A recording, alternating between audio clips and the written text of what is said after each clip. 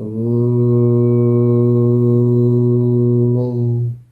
असतो मा सद्गमय तमसो मा ज्योतिर्गमय मृत्योर्मा अमृतं गमय।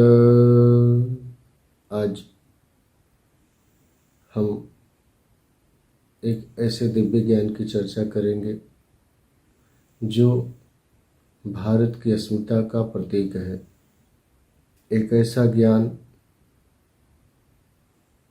जो न सिर्फ भारत में अपितु संपूर्ण विश्व में सबसे प्राचीनतम, सनातन और पुरातन माना जाता है। ज्ञान, संस्कृति और सभ्यता का जिस ग्रंथ में एक अलौकिक और अनोखा दिव्य संगम प्राप्त होता है, एक ऐसा ज्ञान जो अलौकिक है, जिस ज्ञान को न किसी मनुष्य ने रचा है न बनाया है, अपितु जो ज्ञान स्वतः उस आदि सत्ता ईश्वर की दिव्य प्रेरणा से भारत के 4 तपस्वी महर्षियों के आत्मा में प्रकट हुआ।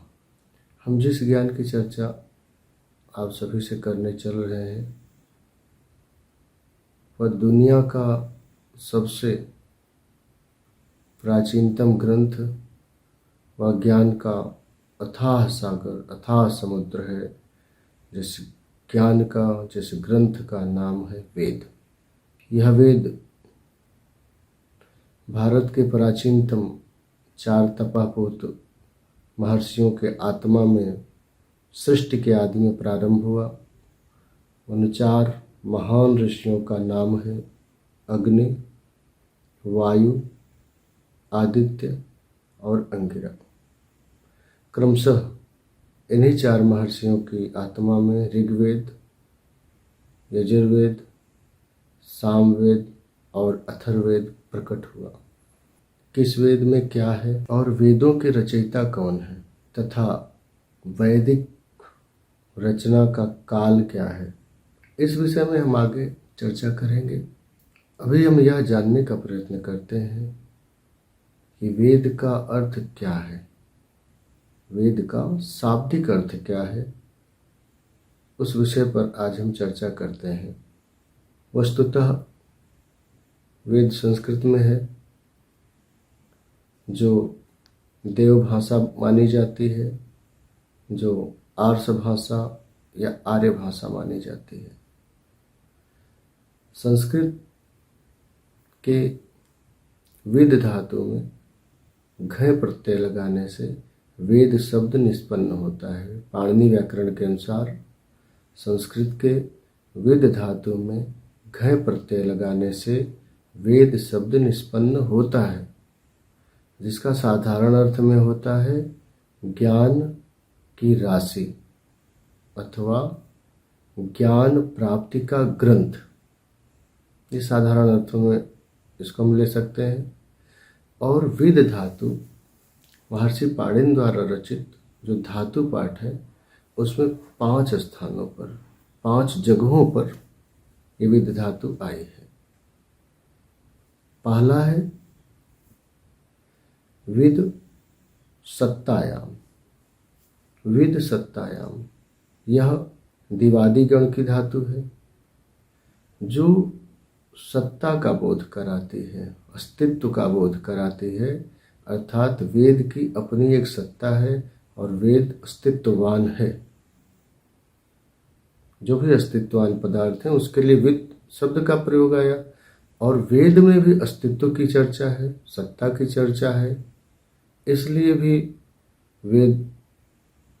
वेद शब्द अस्तित्व के लिए बतलाया गया, अस्तित्व बोधक है।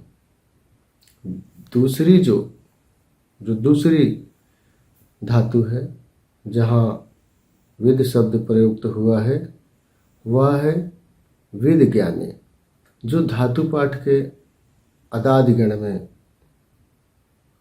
प्रयुक्त हुई है। ज्ञाने, ज्ञाने का मतलब ही है ज्ञान। ज्ञान का वर्णन जहाँ पर हो, या जो हमें ज्ञान देता है, जहाँ पर हम ज्ञान प्राप्त करते हैं, यानी ज्ञान का एक अथाह सागर, ज्ञान की अथाह राशि जहाँ एक साथ हमको प्राप्त होती है, वह वेद है। जानने अर्थ में विज्ञाने शब्द प्रयुक्त होता है। जो तीसरी धातु है वह क्या है? विद विचारणे। विद विचारणे यह तीसरी धातु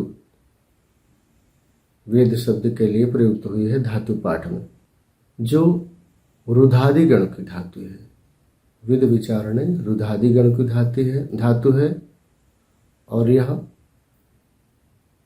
प्रयुक्त है विचार करने के संबंध में, चिंतन करने के संबंध में, जिसमें अलग अलग तत्वों का, अलग अलग वस्तुओं का, अलग अलग ज्ञान का चिंतन प्रकट किया गया है, या जो हमें चिंतनशील बनाती है। जिस ज्ञान को प्राप्त करके हम चिंतनशील बनते हैं, हम चिंतन की ओर जाते हैं, हमारा मस्तिष्क चिंतन से भर जाता है, हम चिंतन में डूब जाते हैं, उस अथाह सागर के, ज्ञान के अथाह सागर के चिंतन में डूबना है, चिंता में नहीं। यहाँ चिंतन की बात की गई है, चिंता की बात नहीं। चिंता को दूर करने के लिए हम चिंतन में उतरते हैं, वह चिंतन, अथाह चिंतन, ज्ञान का अथाह चिंतन। इसलिए यहाँ जो तीसरी धातु बतलाई गई वो क्या है? विद विचारणे, विचार करने के संबंध में। और जो चौथी धातु आई, फोर्थ नंबर विद धातु जो चौथे स्थान पे आई है, वह है विद ऋलाभे। क्या है? विद ऋलाभे, लाभ या प्राप्त करने के संबंध में। और यह धातु पाठ के तुदादिगण में प्रयुक्त हुई है। धातु पाठ के तुदादिगण में प्रयुक्त हुई है। विद ऋलाभे, लाभ प्राप्त करने के संबंध में। लाभ कैसा प्राप्त करना? तो ज्ञान रूपी लाभ प्राप्त करना। जब हम वेद का पाठ करते हैं, हमें ज्ञान होता है, हमें आत्मबोध होता है, हमें परमात्मा बोध होता है, हमें संसार का बोध होता है, हमें ज्ञान विज्ञान का जो भी समुद्र है, अथाह समुद्र हमारे सामने आ जाता है और हम उसमें आनंद से गोते लगाते हैं। तो जो हमें लाभ प्राप्त कराए वह है वेद। वेद में लाभ ही लाभ है। वेद का ज्ञान हम प्राप्त करते हैं तो निश्चित तौर पर लाभ प्राप्त होता है। इसलिए विद ऋलाभ है। विद शब्द जो चौथे स्थान पे आई धातु पाठ में महर्षि पाणिनि के तुदादिगण में। और जो पांचवी धातु है, विद चेतनाख्यान निवासेषु। विद चेतनाख्यान निवासेषु, यह धातु पाठ के चुरादिगण में प्रयुक्त हुई है, जो बोध कराने के संबंध में प्रयुक्त हुई है। विद चेतनाख्यान निवासेषु, हमें बोध कराने के लिए, जो हमें बोध कराता हो। वेद क्या है? जो हमें बोध प्राप्त कराता हो, जिससे हम बोध प्राप्त करते हो, सम्यक प्रकार से जो हमें ज्ञान से भर देता है, वह है वेद। तो वेद को जानने से पहले वेद में क्या ज्ञान है, क्या विज्ञान है, वेदों को किसने रचा है, वेद की क्या परिभाषा हो सकती है, वेद में क्या क्या रहस्य छुपे हुए हैं, वेद में क्या क्या ज्ञान बतलाए गए हैं, उन सभी ज्ञानों को क्रमशः हम सभी जानेंगे। और उस पर चिंतन करने की कोशिश करेंगे। वेद हमें क्या बतलाते हैं, वेदों में क्या ज्ञान है, इन सब बातों पर हम सभी क्रमशः चर्चा करेंगे एक एक वीडियो में। आज हम सभी ने वेद के शाब्दिक अर्थ पर, वेद का शाब्दिक अर्थ क्या है उस पर चिंतन प्रकट किया है। आगे की वीडियो में हम सभी जानने का प्रयत्न करेंगे कि वेद की क्या परिभाषा है।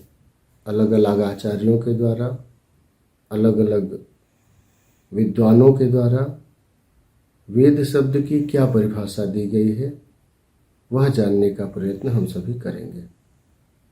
आज के लिए इतना ही।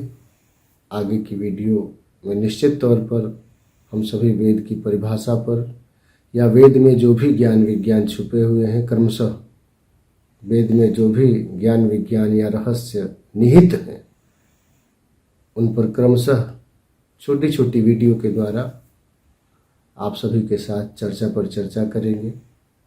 इसी के साथ उपनिषद, रामायण, गीता, महाभारत, हठ योग के जो प्राचीनतम ग्रंथ हैं या भारतीय दर्शन के कुछ प्रमुख ग्रंथों पर भी हम सभी क्रमवार चर्चा करेंगे।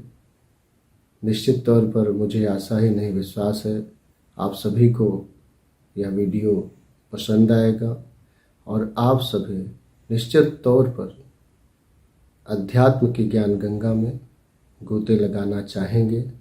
अगर आप इच्छुक हैं कि अध्यात्म की ज्ञान गंगा में गोते लगाएं या अध्यात्म की धारा निरंतर प्रवाहित रहे, सतत प्रवाहमान रहे, तो आप सभी इस वीडियो को लाइक करेंगे, शेयर करेंगे और विशेष रूप से सब्सक्राइब करेंगे।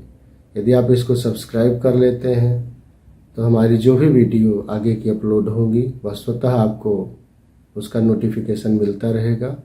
तो आप सभी से यह आग्रह जरूर होगी, यदि आपको अच्छा लगता है, यदि आप चाहते हैं कि इस ज्ञान की धारा को आगे प्रवाहित किया जाए, इस अध्यात्म की प्रवाह में निरंतर एक नए नए ज्ञान के साथ जुड़ा जाए, तो आप इस वीडियो को लाइक करेंगे, शेयर करेंगे और सब्सक्राइब करेंगे। नमो नमः।